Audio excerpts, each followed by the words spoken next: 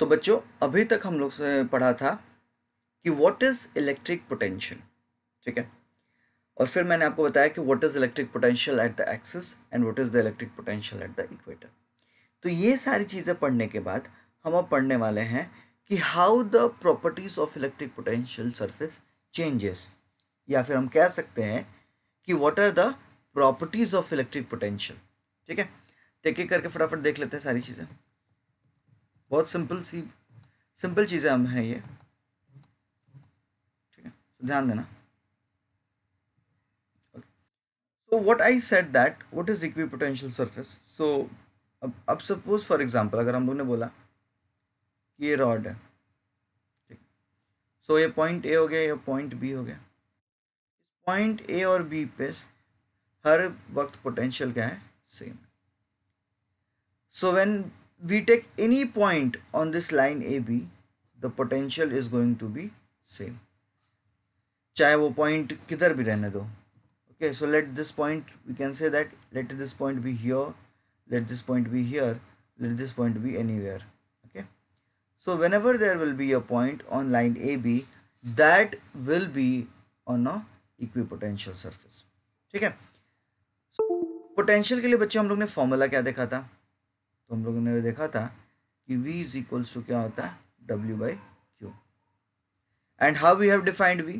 हम लोग ने बोला था कि it is defined as amount of work done in bringing a unit positive charge from infinite point to a given point. तो जब हम इनफाइनाइट पॉइंट से अगर गिवन पॉइंट तक कोई चार्ज लेके आते हैं तो कुछ वर्क करेंगे, and that work done is nothing but the potential difference. तो इसने सिंपल सा एक चीज बोला है कि जब सेम हॉरिजॉन्टल लाइन रहेगा सो वहां पे इलेक्ट्रिक पोटेंशियल की वैल्यू 0 हो जाएगी। अगर इसको आपको समझना है तो एक सिंपल सा एग्जांपल और ले लेते हैं। सपोज ये दो टैंक है और इन दोनों टैंक को हम लोग ने कनेक्ट किया ए बी, और इन दोनों टैंक ए बी को हम लोग ने कनेक्ट किया, और इन दोनों का पोटेंशियल क्या है बच्चे? सेम है। They are at a same height from the ground. तो यहाँ पे ए से बी में पानी ट्रांसफर करने के लिए हमें किसी भी मोटर की ज़रूरत नहीं है। तो ए और बी में वाटर ट्रांसफर करने के लिए किसी भी मोटर की ज़रूरत नहीं है। तो हम कह सकते हैं कि this A B is at the equipotential surface.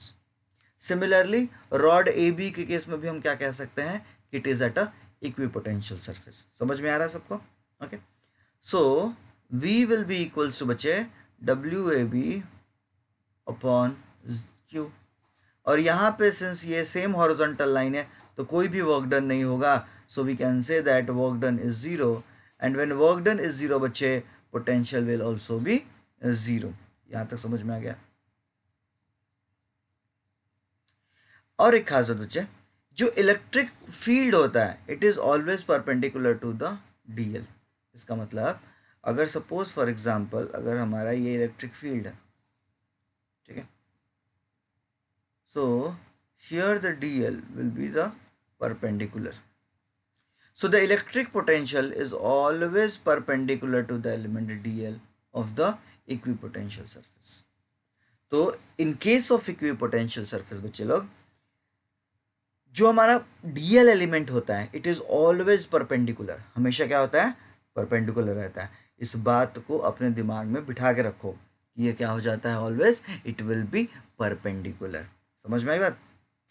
Okay, now since no work done is on equipotential surface बच्चे, हम कह सकते हैं कि W A B is equals to integration of E D L, and this is A to B, और ये तो sign negative हो जाएगा because we are moving against. So this will be E D L cos theta.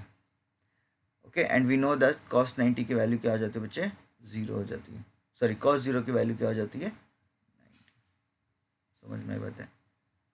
So these are the some important properties of the electric potential on the equipotential surface. ठीक है, so let's move ahead. अच्छा, इसमें किसी को कोई doubt तो नहीं होना चाहिए, ठीक है। तो सिंपल सा चीज़ हम लोग ने इसके अंदर क्या पढ़ा बच्चे? वी स्टडीड दैट कि on a same horizontal line, अगर सेम हॉरिजॉन्टल लाइन रहता है सो वहाँ पे पोटेंशियल की वैल्यू 0 हो जाती है। और एक खास बात हम लोग ने ये पढ़ा कि जो इलेक्ट्रिक पोटेंशियल होता है वो डीएल एलिमेंट के हमेशा परपेंडिकुलर होता है। तो इस दोनों बात को समझने की बात है। ठीक है। नाउ इक्विपोटेंशियल सरफेस, इसको मैं पहले प्ले कर देता हूँ। Okay, now equipotential surface indicates a region of strong और वीक इलेक्ट्रिक फील्ड। ठीक है, बड़ा सिंपल सा सवाल है और बड़ा सिंपल से जवाब है। अगर मैंने बच्चे बोला कि E is equals to D V by D R, ठीक है, D V by D R.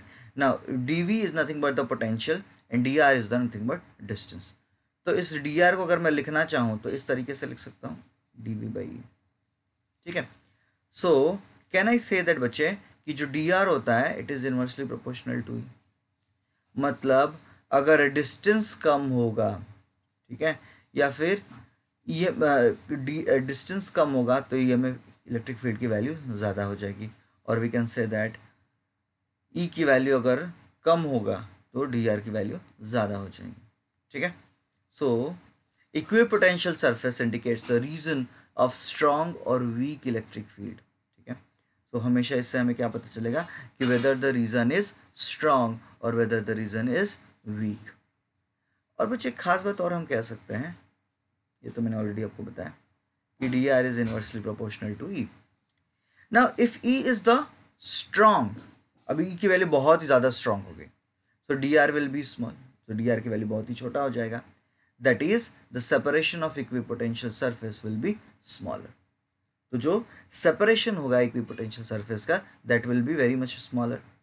Now this already हम वी हैव सीन, हम लोग ने क्या देखा कि whenever there is a EMF which is inversely proportional और यहाँ पर डिस्टेंस की वैल्यू अगर छोटा हो जाएगा तो EMF की वैल्यू बढ़ जाएगी। समझ में? Now two equipotential surface cannot intersect. Very simple. Now a single surface can only be at a equipotential. So whenever there cannot be two surface intersecting equipotential surface. Okay. So we can say that if the two surfaces are intersecting, okay, if the two surfaces are intersecting, then we can say that the point of intersection will be the true value of the electric potential, which is not possible. अगर मान लीजिए ये एक electric potential है and this is electric potential, so they can not intersect each other. क्यों ऐसा होगा? क्योंकि इसकी पोटेंशियल कुछ और हो जाएगा और इसकी पोटेंशियल कुछ और हो जाएगा। ठीक है, लेकिन हम लोग ने इलेक्ट्रिक पोटेंशियल के डेफिनेशन में क्या पढ़ा था कि when a surface has the same potential, और यहाँ पे तो दो सरफेस है, दो पोटेंशियल है, तो इक्वी पोटेंशियल की बात ही नहीं होती है ना। So we can say that the two surface can not be a equipotential surface ना। अ वेरी इंपॉर्टेंट नोट, मैंने जैसा बोलता हूँ इस नोट को हमेशा याद रखो। सो electric potential is a scalar quantity, very important, entrance में पूछ सकते हैं, जितने भी एंट्रेंस एग्जामिनेशन होते हैं वहाँ पे आपको पूछ सकते हैं। सो क्या पूछ सकते हैं बच्चे कि what is electric potential is which quantity, so it is a scalar quantity, whereas potential gradient is a vector quantity. It's very important to understand कि potential gradient is a vector quantity and electric potential is the scalar quantity.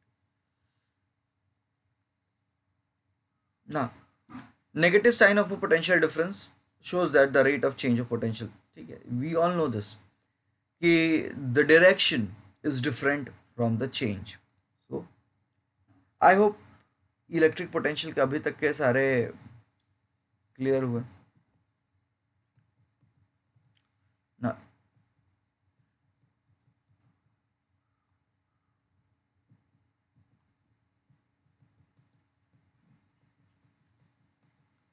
So now students, a very important topic again. Now this topic is electrostatic potential energy. So what is the potential energy? अच्छा, electrostatic potential energy पढ़ने से पहले बच्चे हम एक चीज़ जानने की कोशिश करते हैं। सपोज फॉर एग्जांपल अगर हम लोग ने ये माउंटेन लिया और इस माउंटेन पे हम लोग ने एक ऑब्जेक्ट को रखा, सो दिस ऑब्जेक्ट, अच्छा और एक बात, इस माउंटेन की जो हाइट है ना वो h है, तो इस ऑब्जेक्ट के अंदर कुछ एनर्जी स्टोर्ड है and that energy is nothing but the potential energy.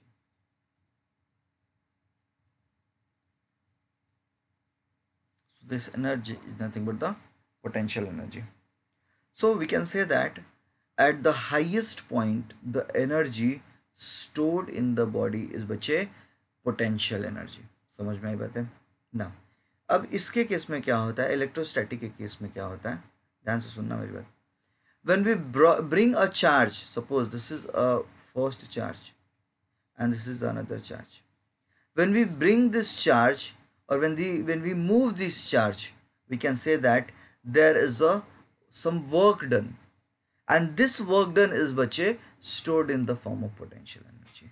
Suppose for example अगर मैंने बोला कि U is equals to बच्चे 1/4 pi epsilon naught, है ना, और यहाँ पे चार्जेस कितना है, Q1 और Q2 है. So we can say that into Q1 Q2 upon R2 minus R1. Now what is R2 minus R1 बच्चे? R2 minus R1 is nothing but this part. और इसको कैसे निकालेंगे हम लोग, कैसे इसको सॉल्व करेंगे, देख लो यहाँ पे. सपोज अगर यहाँ पे मैंने ड्राइंग बनाया है तो ये इस तरीके से, कलर चेंज करता हूँ, ये इस तरीके से, this is in this direction. Now suppose this is x, so this is R1, this is R2. सो इस डायरेक्शन में हम लोग चलते हैं, है ना. सो R1, sorry R1, so we are moving in opposite direction, so minus R1 plus R2, है ना, and this is minus x equals to 0. So x will be equals to R2 minus.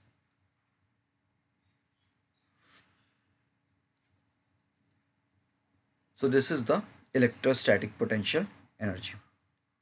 So U can be said as 1/4 pi epsilon naught Q1 Q2 upon R2 minus R.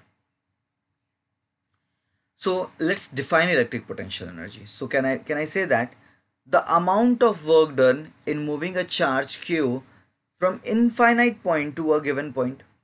और एक खास बात इसमें ये याद रखने वाली है कि we have to move that charge against field. तो इस चार्ज को हमेशा हमें अगेंस्ट फील्ड मूव करना रहता है. So that is nothing but the electrostatic potential energy. So याद होगा अगर आपको, तो मैंने बोला था V is equals to W by Q. So बच्चे W क्या हो जाएगा, VQ. ये सारी चीज़ें हम लोग ने की है. So let's move ahead.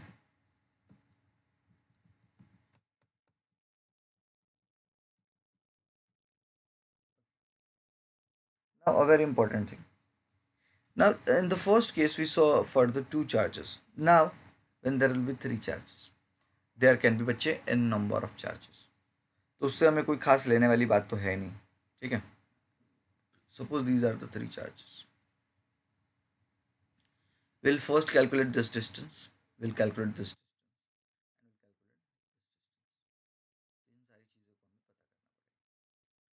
Can I say that बच्चे कि this is R2 minus R1, क्योंकि अभी हम लोग ने देखा था. Now this is R3 minus R2 and this is R3 minus R1. Basically the distance between first charge and the third charge. So it is final minus initial. यहाँ पे third charge and the second charge R3 minus R2. समझ में आ गया है आपको diagram? वापस एक बार explain करता हूँ, ध्यान से सुनना. मुद्दे की बात देखते हैं पहले तो. So what I mean to say, this is the first charge, this is the second charge, this is the third charge. So the distance between first charges is final minus initial, so R2 minus R. Distance between third and the second charge, final minus initial, so R3 minus R. Distance between the third and the first charge, so R3 minus R. तो ये basic हमारा electrostatic के, sorry ये क्या हो जाएगा बच्चे, the distance between the all charges. Now we know the formula U is equals to 1/4 pi epsilon naught Q1 Q2 upon R2 minus R1.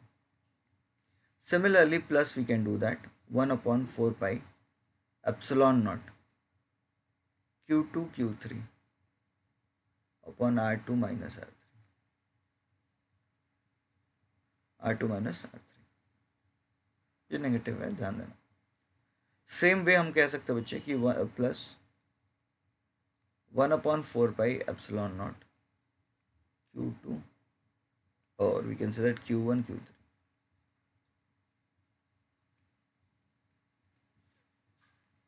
R3 minus R1। तो ये बहुत ही ध्यान रखने वाली बात है ना। सुपर पोजिशन यूज करोगे, सारे के सारे ऐड कर दोगे ना। यहाँ पे 1/4πε0 कॉमन आ जाए, see 1/4πε0 is common, and Q1 Q2 R12, the distance between the distance of second charge with respect to first, the distance of first charge with respect to third, and the distance of third charge with respect to two। ठीक है। So electric potential energy of N N charge system, तो बस ये N charge के लिए है, बहुत important है तुम्हारे एंट्रेंस पॉइंट ऑफ व्यू के लिए, क्योंकि in entrance examination they ask this kind of question. Simple simple question कभी नहीं पूछते, just twist the question and they ask the question. ठीक है, so let's move ahead.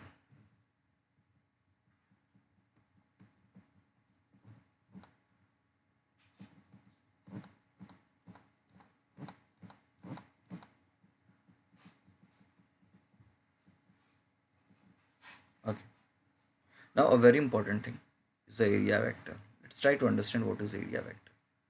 Suppose for example student, if I have this area, this object, and if I consider this as a area ds, a small element is called as a small element, and that should be perpendicular to the surface, that is ds. You can see in this diagram, this is also ds, so this is the elemental area or the small area. So if we say that this area is ds, so what will be the total area? So ds can be written as ds n cap. N cap is for the unit vector. I have written this n cap for the unit vector. Now students, a very important concept, let's try to understand. ये electric flux के बारे में मैंने, अगर आपको याद होगा तो हम लोग ने electric charges and electric fields में इसको ऑलरेडी डिस्कस किया था। So in electric charges and electric field we have discussed about the electric flux. So what is electric flux? So we can say that the number of electric lines of forces which is passing normally through a given surface. Suppose for example यहाँ से एक force pass हुआ, एक यहाँ से force pass हुआ, यहाँ से पास हुआ, यहाँ से पास हुआ, तो the number of electric lines of forces which passes normally through a given surface is called as electric flux. ठीक है, so यहाँ पे अगर आप ध्यान से देखोगे, so these are the electric lines of forces which is passing through the surface, and this is nothing but the electric flux. बच्चे, this is very very very important, इसको आपको समझना ही पड़ेगा। so एक बार इसको वापस से डिफाइन करते हैं। so electric flux linked with any surface is defined as total number of electric lines of forces that passes normally through the surface. As I told you, कि electric flux is nothing but electric lines of forces which passes normally through the given surface. तो एक given surface से जितना भी वो normally pass हो जाएगा बच्चे, that is nothing but the electric flux. ठीक है, so for a small elemental area, जैसे suppose हम लोग ने ये area ले लिया, तो electric flux will be d phi, और flux को represent कैसे करते हैं हम लोग? flux को represent करते हैं हम लोग phi से। So this phi, so d phi is very small for elemental area ds. So we can say that बच्चे d phi is equals to E dot ds. So this can be written as E ds cos theta. So electric flux d phi through a small area or a small elemental area ds to an electric field is given as d phi equals to E ds, which I already told you, and that is E ds cos theta. So the total electric flux over a closed surface is equals to E. So suppose for example if you are taking a closed integration, so or we are just taking an integration.